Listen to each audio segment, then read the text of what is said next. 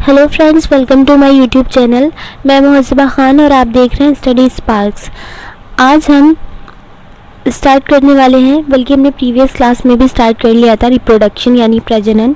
आज हम पढ़ने वाले हैं रिप्रोडक्शन इन प्लांट्स यानी कि पौधों में प्रजनन। ठीक है, तो पौधों में प्रजनन के बारे में हम यहाँ पर डिस्कशन करने वाले हैं। ठीक है, जो फ्लावर्स होते हैं यानी कि जो फूल होते हैं वो ही प्लांट्स के प्रजनन अंग कहलाते हैं, यानी कि रिप्रोडक्टिव ऑर्गन्स कहलाते हैं। कौन होते हैं? प्लांट्स के अंदर जो फ्लावर्स निकलते हैं, फूल निकलते हैं, वो प्रजनन अंग होते हैं प्लांट्स के यानी पौधों के।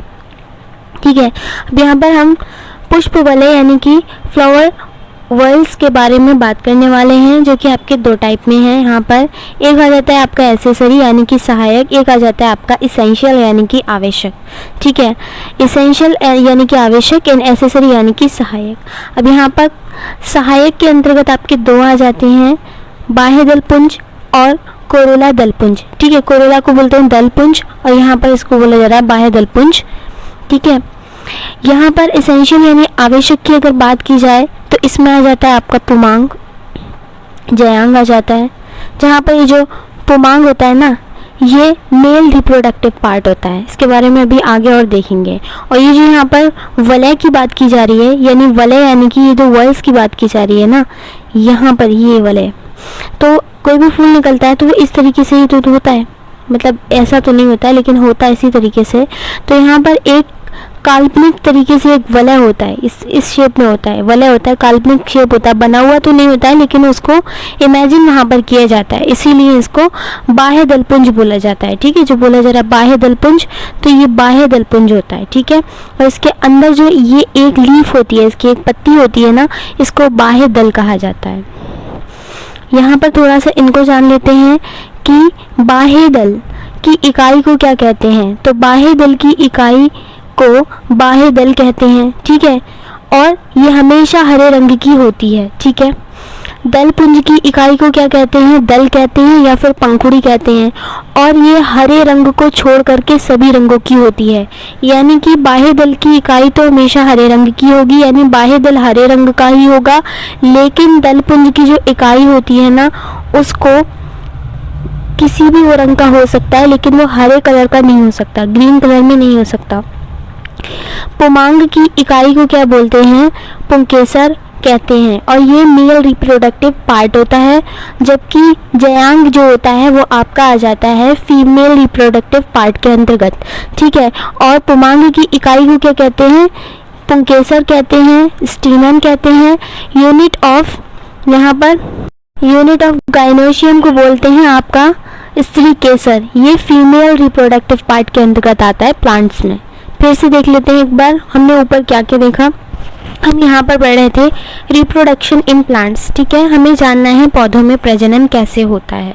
सबसे पहले तो हमें ये पता होना चाहिए कि पौधों में प्रजनन का पार्ट कौन सा है। तो फ्लावर है यानी कि फूल आ जाते हैं, पौधों में फूलों के द्वारा जो होता है प्रजनन होता है। अब यहाँ पर फ्लावर वर्ल्स बनते हैं। सबसे पहले पुष्प वलय के बारे में जान लेते हैं, क्योंकि फूलों के बारे में जानना है, क्योंकि प्रजनन पार्ट ही वो है, प्रजनन अंग ही प्लांट्स में फ्लावर्स आ रहे हैं, इसीलिए पुष्प वलय के बारे में जाना हमने। तो एक होते हैं एसेसरी, एक होते हैं आपके इसेंशियल। एसेसरी यानी कि जो सहायक होते हैं, इसेंशियल मतलब जो होने ही होने चाहिए, आवश्यक ही होते हैं। ठीक है, जिनके बिना रिप्रोडक्शन का मतलब पॉसिबल ही नहीं है। ठीक है, तो सहायक के अंतर्गत यानी एसेसरी के अंतर्गत आपका बाह्य दलपुंज आ रहा था और कोरोला यानी कि दलपुंज आ रहा था।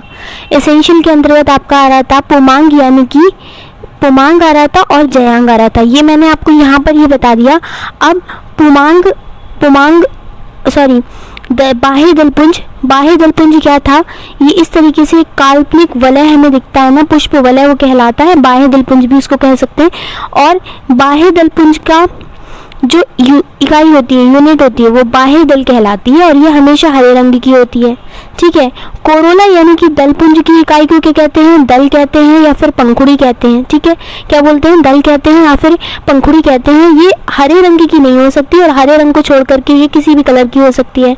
इसेंशियल जो आपके आ जाते हैं, इसेंशियल में आपका आ जाएगा, एक आ जाएगा पुमांग, एक आ जाएगा जयांग। जो भी मैंने आपको बताया कि पुमांग जो होता है वो आपका मेल रिप्रोडक्टिव पार्ट होता है, जबकि जयांग जो होता है आपका फीमेल रिप्रोडक्टिव पार्ट होता है।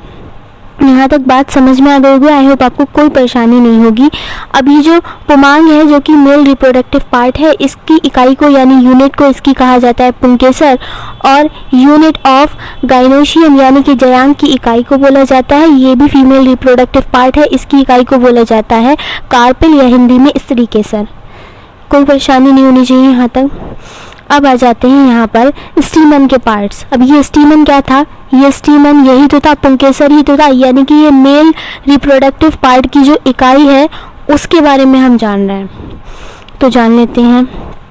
सबसे पहले आ जाते हैं यानी कि हम पुंकेसर के पार्ट्स के बारे में, यानी स्टीमन यानी मेल रिप्रोडक्टिव पार्ट की इकाई के यानी यूनिट के बारे में जान रहे हैं। यहाँ पर लिखा हुआ भी है, ये मेल रिप्रोडक्टिव पार्ट है, ठीक है, ये मेल रिप्रोडक्टिव पार्ट है, ठीक है। यहाँ पर क्या होता है, इसमें स्टीमन के अंदर मान लिया ये है, इसमें क्या होती है, एक कनेक्टिव होती है यानी कि संयोजिका होती है, ठीक है, जो कि इन दोनों को अटैच करके रखती है, सही है। एक फिलामेंट होता है, इसमें एक फिलामेंट होता है। जो जो चीज़ें हैं ना, जिनको बस नाम से मैंने ऐसे लिखा हुआ है, उनको आपको याद कर लेना है कि आपको पुंकेसर के अंतर्गत या स्टीमन के अंतर्गत आपको क्या क्या मिलने वाला है। तो एक संयोजिका मिलती है, एक परागकण होता है, पराग कोष्ठ होता है, और एक फिलामेंट यानी कि तंतु पाया जाता है। किसके अंदर पाया जाता है, तो आप बोलेंगे कि पुमांग जो कि प्लांट का या फिर फूल का मेल रिप्रोडक्टिव पार्ट है, ठीक है, उसके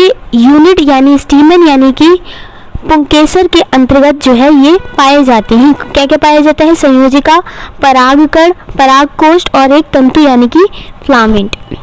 अब हम यहाँ पर जान लेते हैं फीमेल रिप्रोडक्टिव पार्ट के बारे में, ठीक है।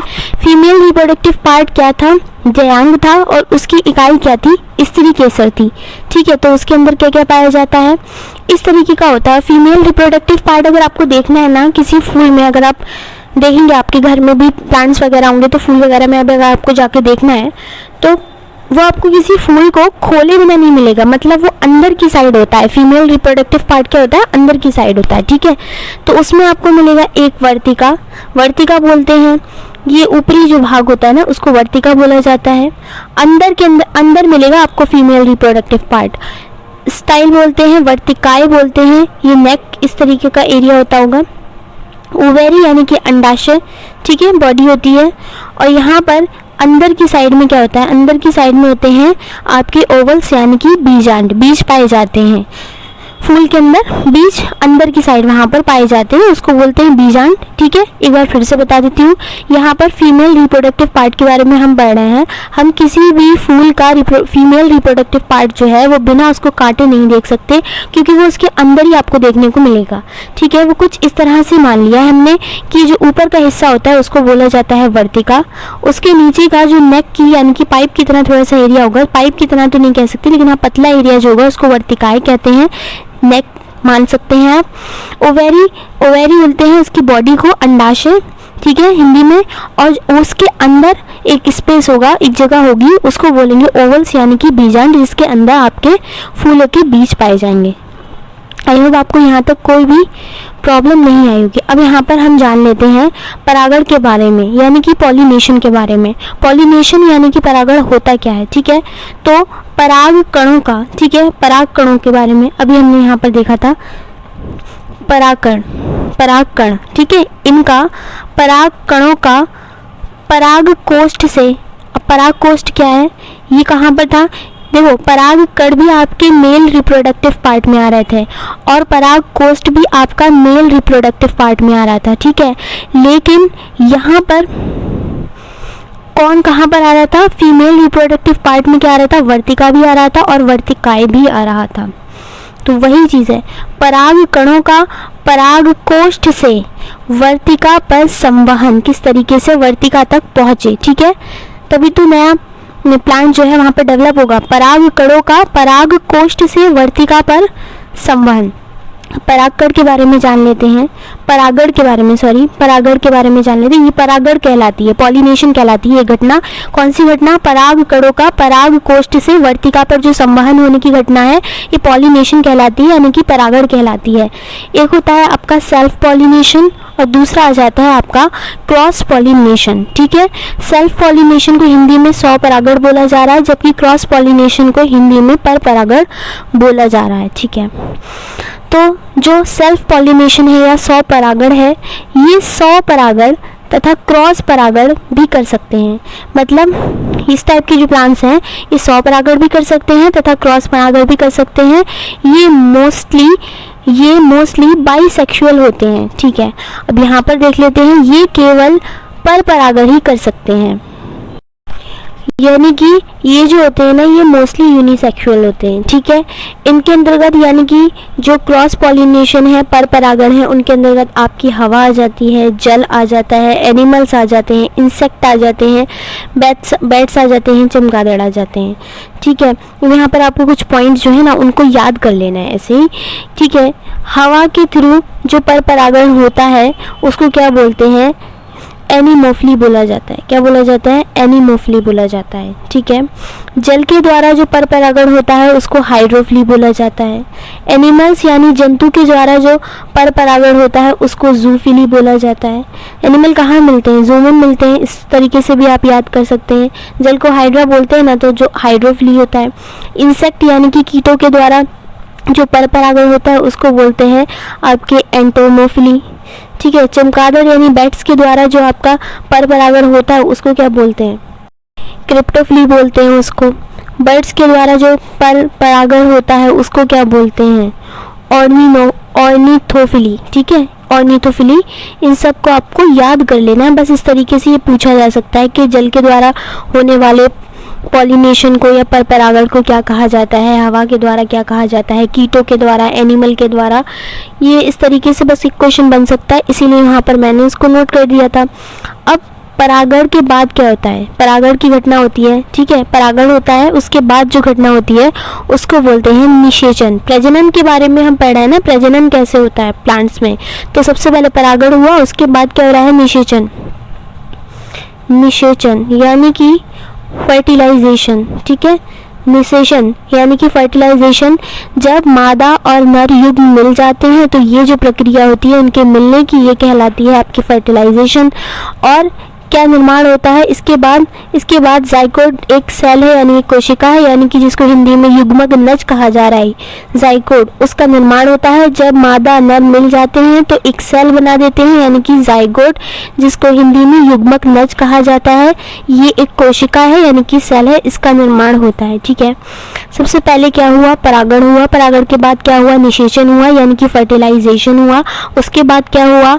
उसके बाद जाइगोट बना यानी कि एक कोशिका बनी, जाइगोट। और जाइगोट विकसित होता है। ये जाइगोट के बाद जो नया नेक्स्ट प्रोसेस है वो क्या है? आपका एम्ब्रॉय बनने का, यानी कि भ्रूण बनता है। भ्रूण बनता है जाइगोट बनने के बाद। जाइगोट क्या है? एक कोशिका है, एक सेल है।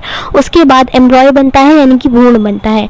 और इसमें बीज होते हैं। ये जो भ्रूण है, ये जो एम्ब्रॉय है, इसके अंदर ही जो है बीज पाए जाते हैं और फल का निर्माण हो जाता है। इस तरीके से प्लांट्स में जो है रिप्रोडक्शन यानी कि प्रजनन हो जाता है और फल का निर्माण हो जाता है। तो प्रजनन भाग क्या है? प्लांट्स का फल ही तो है प्रजनन भाग। अब यहाँ पर देख लेते हैं अंडाशय। ठीक है, अंडाशय यानी कि ओवेरी विकसित होकर फल बनाएंगे। ठीक है, ये आपको कुछ पॉइंट्स हैं जिनको आपको याद रखना है। अंडाशय विकसित होकर के फल बनाएंगे। ठीक है, और विकसित होकर के, एक सेकेंड, हाँ, और यहाँ पर ओवल्स यानी कि जो बीजांड हैं वो विकसित होकर के क्या बनाएंगे? सीड्स बनाएंगे यानी कि बीज बनाएंगे। कहने का मतलब ये है, याद ये रखना है कि अंडाशय विकसित होकर, अंडाशय यानी ओवेरी डेवलप होकर के फ्रूट्स बनाएंगे यानी फल बनाएंगे। ठीक है, ओवल्स यानी कि बीजांड जब डेवलप हो जाएंगे, विकसित हो जाएंगे, तो वो सीड्स का निर्माण करेंगे यानी कि बीज बनाएंगे। अब फ्रूट की बात कर लेते हैं तो 3 टाइप में फ्रूट्स को रखा गया है, 3 कैटेगरीज में रखा गया है। ट्रू फ्रूट, फॉल्स फ्रूट या फिर सीडलेस फ्रूट। ठीक है। अभी ट्रू फ्रूट, फॉल्स फ्रूट और सीडलेस फ्रूट ये होते क्या हैं? तो ट्रू फ्रूट्स तो वो फ्रूट्स होते हैं जो ओवेरी से विकसित होते हैं, ठीक है, ओवेरी यानी कि अंडाशय से विकसित होते हैं। फॉल्स फ्रूट क्या होते हैं? जो ओवेरी से विकसित नहीं हो या प्लांट्स के किसी भी अन्य पार्ट से हो, यानी कि किसी अन्य पार्ट से विकसित हो रहे हैं फॉल्स फ्रूट, लेकिन ओवेरी से विकसित नहीं हो रहे हैं, ठीक है। और जो लास्ट वाला है उसके बारे में अभी जानेंगे, लेकिन हमें अभी फिलहाल दो पढ़ने हैं, यानी कि ट्रू फ्रूट सत्य फल और फॉल्स फ्रूट यानी कि असत्य फल, उनके बारे में भी देखेंगे।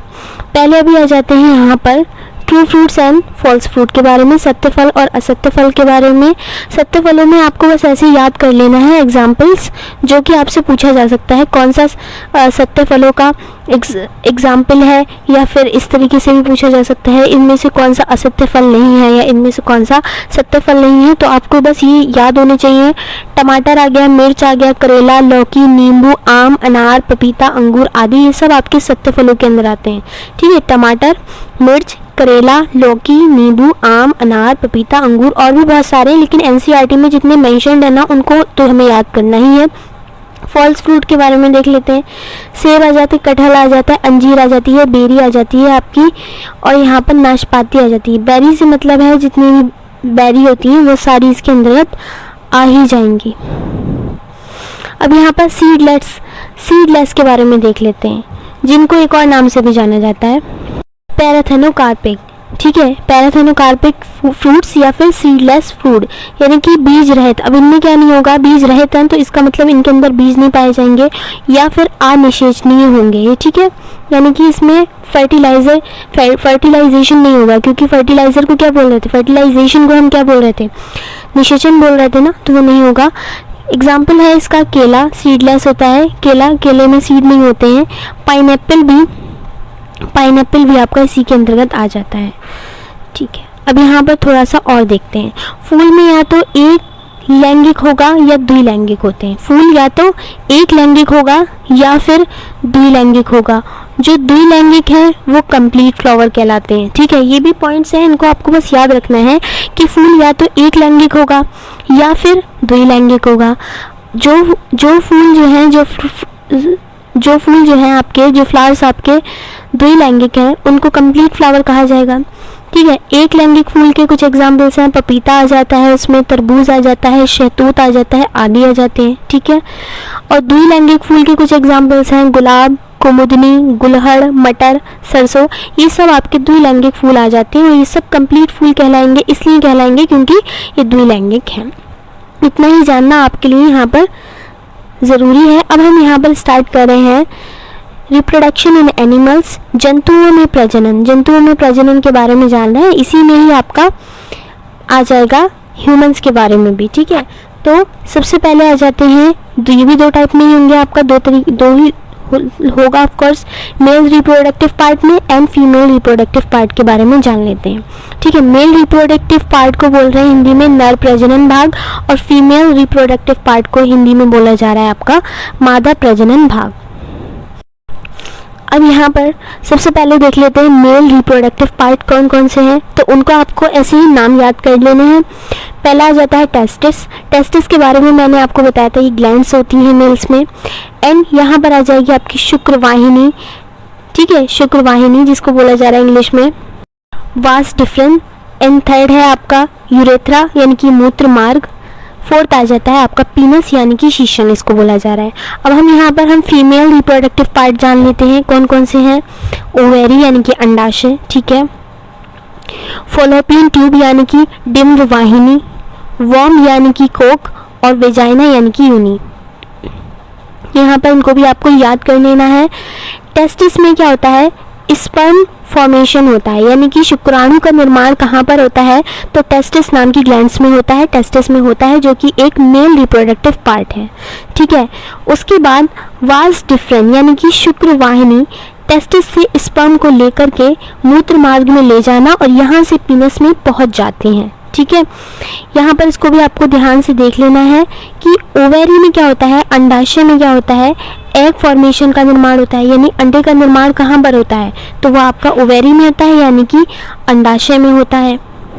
यानी कि अंडे का निर्माण कहाँ पर होगा, ओवेरी में होगा। एंड फॉलोपियन ट्यूब यानी कि डिंब वाहिनी में कहाँ क्या होता है, फर्टिलाइजेशन होता है यानी कि निषेचन होता है। ठीक है, निषेचन होता है। आई होप आपको आज की क्लास समझ में आई होगी।